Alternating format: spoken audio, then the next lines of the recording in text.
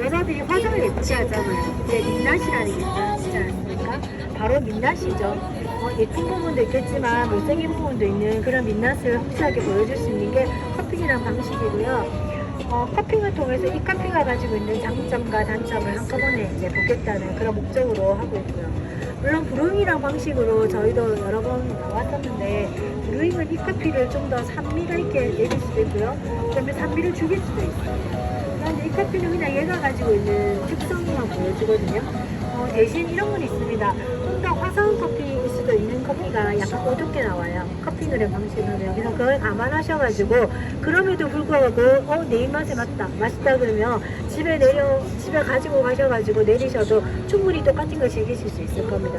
그러니까 손님들이 많이 말씀하시는 게 가게에서 먹으면 맛있는데 집에 가면 이 맛이 안 나더라, 이 말을 많이 하시거든요.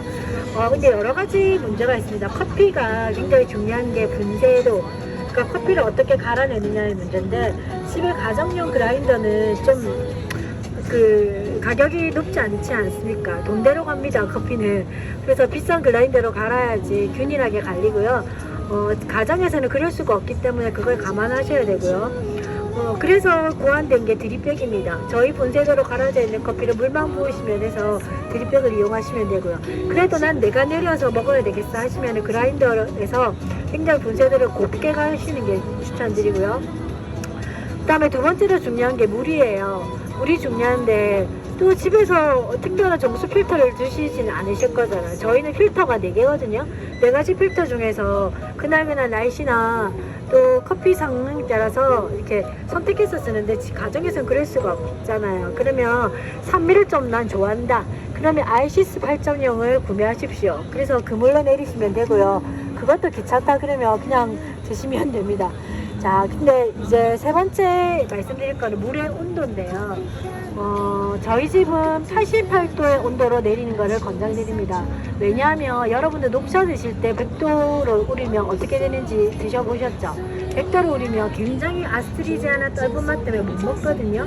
커피도 똑같습니다. 그 상태에 따라서 100도로 내려야 될 게 있고, 96도도 있고, 94도도 있고, 88도도 있습니다. 저희 집 커피는 88도로 내렸을 때 가장 맛있게 드실 수 있거든요. 그래서 88도의 온도만 잘 지키시면 충분히 즐길 수 있는 커피입니다. 저희는 커핑을 할 텐데, 자, 이제 프레그런스라고 향미를 맛보는 단계거든요. 지금은 좀 가벼운 향이 나요. 근데 뜨거운 물을 96도의 물을 부을 겁니다. 그리고 4분 동안 침출하는 방식으로 우려낼 겁니다. 그때 또 아로마라는 걸 체크를 할 텐데요. 그때는 좀 무거운 향들이 올라올 거예요. 그리고 나면 브레이킹이라고 해서 깨뜨리고 그 안에 있는 걸 걷어내고 이제 우러나 있는 커피를 드시는 작업을 할 거거든요. 저희가 테이스팅을 할 때는 보통 3번을 맛봅니다. 뜨거웠을 때, 그 다음에 좀 미지근해졌을 때, 그리고 완전히 식었을 때. 근데 커피 테이스팅에서는 40도 밑으로 내려가는 거는 테이스팅에 넣진 않습니다. 왜냐하면 너무 식으면 좋지 않은 맛들이 올라올 가능성이 높거든요. 그래서 그때까지만 권장을 드리고 있는데, 어쨌든 뜨거웠을 때부터 좀 식을 때까지 맛보시는 게 커피를 제대로 맛볼 수 있는 방식이고요. 근데 커피에서 이제 보통 처음에는 컵노트를 막 찾는단 말이에요. 무슨 맛이나 이런 걸 찾기 바쁜데, 그 다음 단계로 넘어가시면요, 마우스필, 입에서 느껴지는 그런 질감이라든지 마우스필이 부드러운가 거친가, 그리고 이 커피가 클린한가 클린하지 못한가, 애프터가 긴가, 그 여운이 있는 커피인가, 아니면 되게 숏하게 짧게 끊어지는가, 이런 것들을 잘 보시는 게 커피의 품질을 평가하는 방법입니다. 그리고 밸런스를 보셔야죠. 한 잔의 커피가 가지고 있는 밸런스가 있거든요. 산미와 단맛이 잘 어우러지는가, 이런 것들이 커피에 굉장히 중요하고요. 그리고 스윙리스를 보는 경우도 많습니다. 이거는 로스팅된 커피지만 보통 산지에서 저희가 콩을 고를 때는 똑같은 프로파일로 밀어버리거든요.